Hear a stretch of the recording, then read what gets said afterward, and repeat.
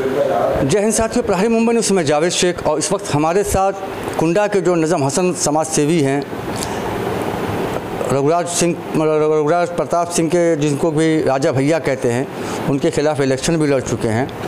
आज इनसे हम जानना चाहेंगे सर, अभी कुछ दिन पहले जो है कि नागपुर में एक हादसा हो गया था औरंगज़ेब की कब्र को लेकर हटाने के लिए। उस पर जो है राजा भैया का एक बयान आया था। उन्होंने कहा कि औरंगज़ेब खलनायक था, खलनायक है, खलनायक रहेगा।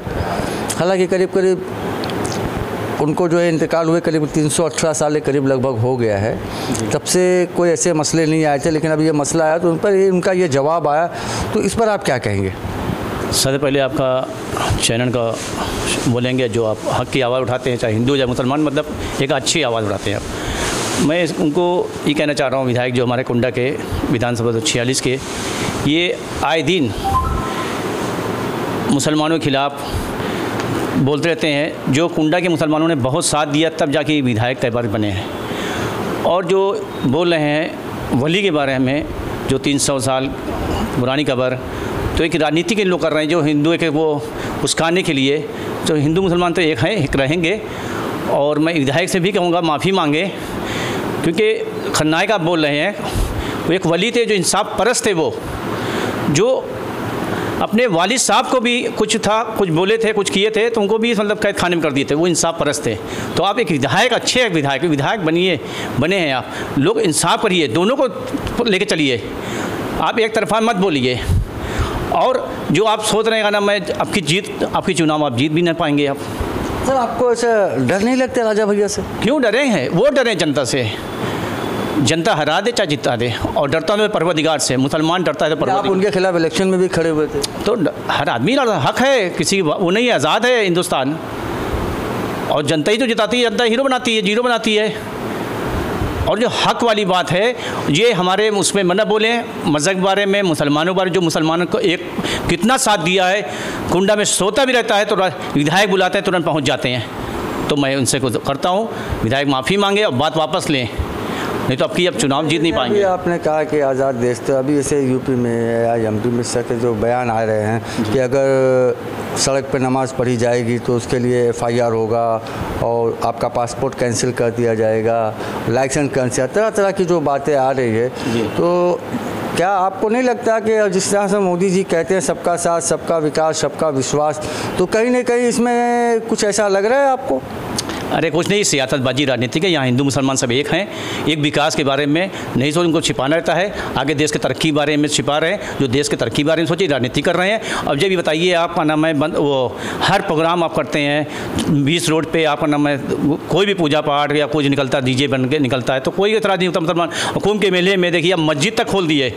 कुंभ के मेले में बहुत बड़ा आपका सुना होगा आप, वो तो हादसा हो गया, तब भी मुसलमानों ने खुल के कितना कुर्बानी दी मुसलमान। और रह के बाद छत पे नमाज भी होगी अल्हम्दुलिल्लाह। अल्लाह ही से डरना है हमको, अल्लाह के। और मुसलमान डरता है तो परवरदिगार से, किसी डरता नहीं। चमचा तो वाले अल्लाह का बंदा है। नहीं, अभी ऐसे मोदी सौगाते मोदी करके मोदी जी किट बांट रहे हैं कुछ लोगों को। अरे ये गलत बात है।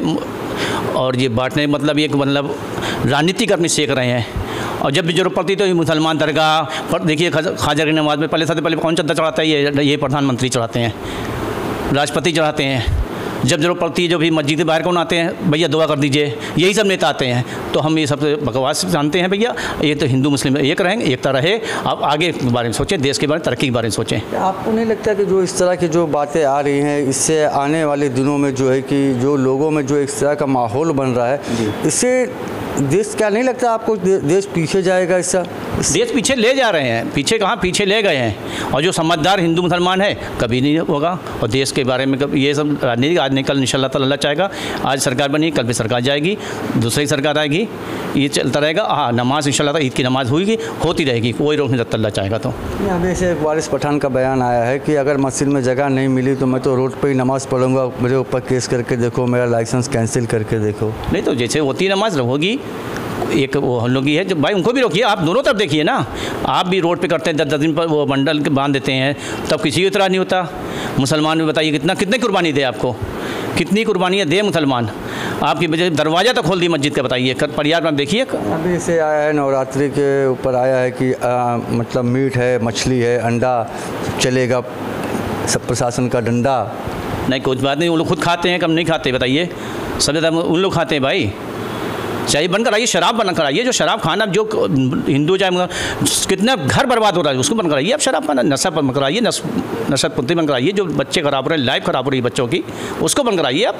चलिए ठीक है, धन्यवाद। तो अभी आपने देखा कि हमारे साथ कुंडा के नजम हसन समाज सेवी थे। ये इलेक्शन भी लड़ चुके हैं राजा भैया के ख़िलाफ़, और उन्होंने कहा कि जिस तरह के ये बयानात आ रहे हैं, ये एक राजनीति है। हिंदू हो चाहे मुसलमान हो, सब एक है, सब मिलजुल कर जो है कि हर पर्व मनाते हैं।